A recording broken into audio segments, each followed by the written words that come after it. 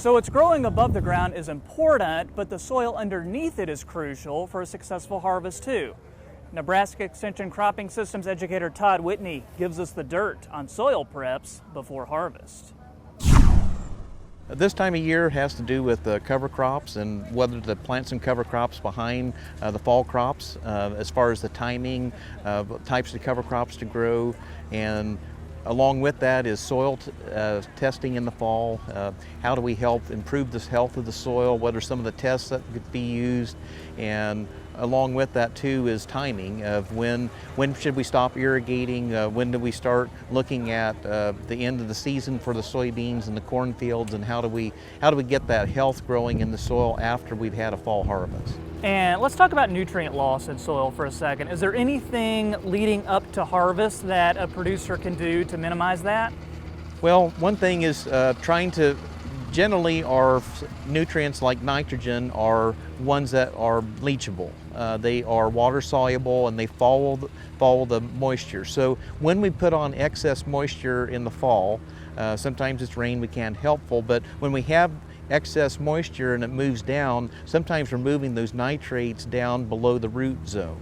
And so if we can try to help hold those nutrients there, that's where a cover crop can maybe help absorb some of those nutrients, hold on to it, and then maybe start decomposing in the spring and make it available for the next crop so it's less likely to keep leaching down. So our big concern is not over fertilizing, trying to match our yield to the amount of nutrients that we're putting on, or match the nutrient to the yield. And so we're trying the best we can at being good stewards, where we're not over applying on any of the inputs, but make enough of an input that we're not shorting the crop. And when it comes to soil sampling, can you give us a quick recap on what we need to know as far as that is concerned? Well, it's always good to follow a consistency. So if you have had a tendency of take your samples in the fall, continue to do that. I think that's a good tool to be able to move forward with.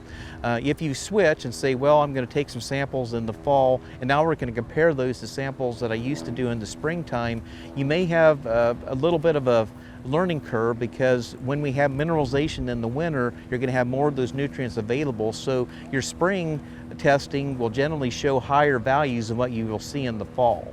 And so just keep that in mind and try to calibrate, so if you're doing it at a different time of year, that you're not overcompensating and saying, well, I looked at what my samples were saying in the fall and now I'm going to fertilize similar to what I've always done when I've taken spring samples. You may be off a little bit.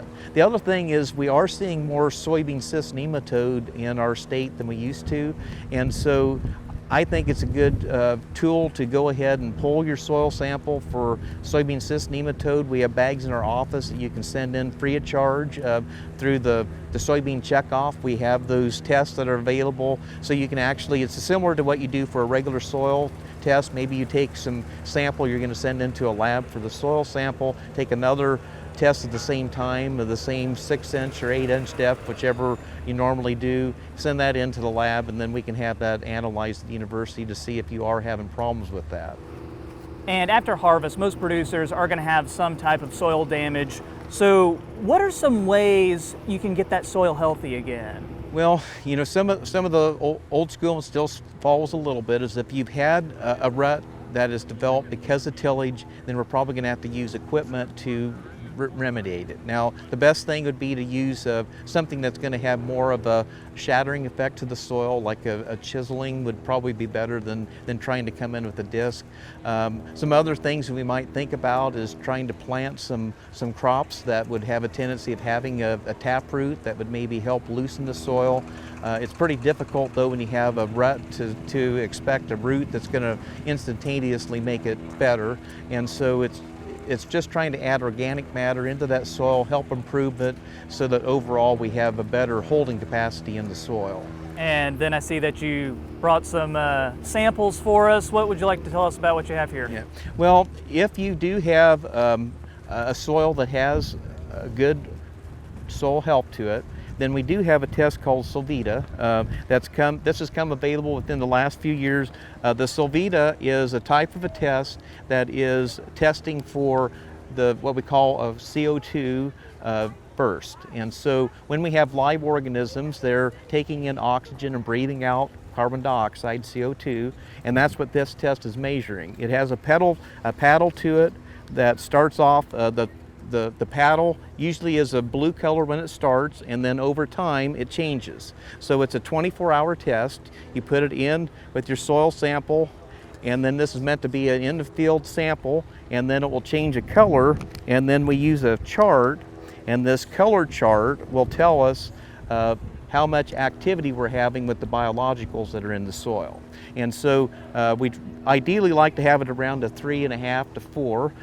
It can go up to a 6. If we get a 6, we have a lot of bacteria that are in the soil that are going to break down a lot of the organic matter, maybe too quickly in a sense. So we like to keep it kind of in a neutral range where we have good activity, but we're not breaking down that organic matter too quickly, so we can actually build some of the health in the soil.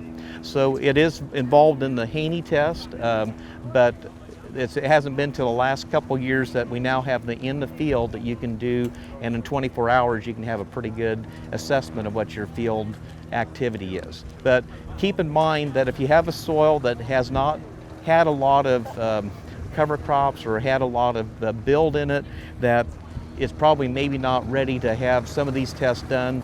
This is more when you've been in the system for a while and you're wanting to see what the biology is and the improvement. It is a way then that we can use this to help us identify maybe how much fertilizer is going to be available for the next crop.